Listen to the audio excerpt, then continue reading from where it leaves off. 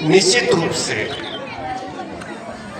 गांव में देहातों में बौद्ध धर्म की चर्चा पर चर्चा करके आपको जागरूक बना रहे हैं हमारे डॉक्टर ब्रजेश भारती के नेतृत्व में।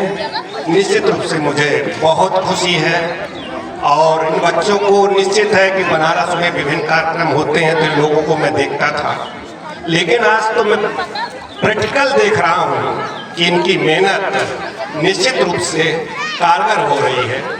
इसी के साथ मैं बोधि समाज को धन्यवाद देता हूँ और अपनी तरफ से आज के कार्यक्रम के लिए मैं 1000 का दान बोधि समाज को। साधु साधु साधु। साथियों, ये जितने महापुरुषों की फोटो लगी है, संत गाडगे हो, डॉक्टर अम्बेडकर हो, छत्रपति साहू जी महाराज हो, महात्मा ज्योतिबा फुले हो या इवन तो भगवान बुद्ध हो, सभी को इस देश में जो गैर बराबरी की व्यवस्था, गैर बराबरी की हर क्षेत्र में गैर बराबरी की व्यवस्था, कोई ऐसा क्षेत्र नहीं है यहाँ के जो मूल निवासी हैं उन पे गैर बराबरी नहीं है। और इस गैर बराबरी का ही एहसास करके इन लोगों को धक्का लगा था, अंग्रेजी में कहते हैं रिबक, इनको धक्का लगा इन महापुरुषों को। और जब धक्का लगा तब इन महापुरुषों ने रिवोल्ट किया, विद्रोह किया। और उस रिवोल्ट विद्रोह का कारण है कि आज हम इस परिस्थितियों में पहुंच चुके हैं। लेकिन आज वर्तमान में जो हम स्थिति को देखते हैं, इस पर हम अगर नजर डालते हैं तो आज समाज में बहुत से अन्याय हो, अत्याचार हो, अधिकारों का हनन हो, सारा का सारा हो रहा है।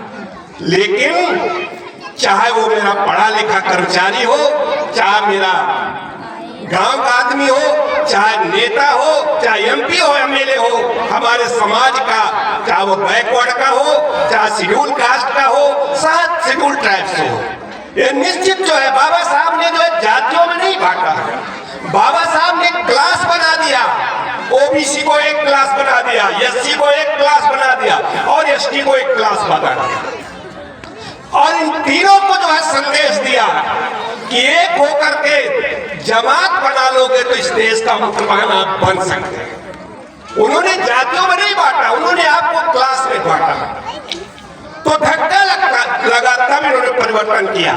तो आज हम इतने अन्य अत्याचार, इतना हमारा अधिकार का हनन हो रहा है, लेकिन हमको किसी कोने में धक्का नहीं लग रहा है। और जब धक्का नहीं लगेगा तो आंदोलन नहीं होगा, और आंदोलन नहीं होगा तो हमारे अधिकार लगातार जो है छिनते चले जाएंगे। यही आज की परिस्थिति है। आज चाहे विधायिका हो, वो भी जो है वहां हमारी बात को नहीं उठाई जाती है, चाहे संसद हो, चाहे आपका जो है विधायिका विधानसभा है, जो कार्यपालिका है, जो भी कर्मचारी जहां बैठा हुआ है वो भी हमारे साथ अन्याय कर रहा है। वहां भी हमारा जो है कोई सुनवाई नहीं हो रही वर्तमान में। इसके अतिरिक्त न्यायपालिका है, न्यायपालिका कोई इस तरीके से हमारे अधिकारों के विरोध में कार्य कर रही है कि उस सब का विवरण यहाँ बताना बहुत समय नहीं है। लेकिन एक मैं आपका उदाहरण दे रहा हूँ। गुजरात में छोटी अदालत में एक दुराचारी को, यानी जिसने जो है व्यभिचार किया था, रेप किया था लड़की का, वो सिद्ध हो जाता है। सिद्ध होने के बाद वो छोटी कोर्ट क्या सजा देती है, 3 साल की देती है, जबकि बलात्कारी को सजा कम से कम देने की है 7 साल। पीड़ित जो है वो हाई कोर्ट जाता है और हाई कोर्ट में अपील करता है कि हमारे साथ अन्याय हुआ है। हाई कोर्ट जान जाता है कि हाँ ये गलती किया है, लेकिन फिर भी हाई कोर्ट उस याचिका को खारिज कर देता है, उस याचिका को खारिज कर देता है। सुप्रीम कोर्ट जाता है वो व्यक्ति, सुप्रीम कोर्ट कहती है कि नहीं भाई तुम जो है इसको दोबारा सुनवाई करो। और आज तक जो है आपका हाई कोर्ट सुनवाई नहीं कर रहा।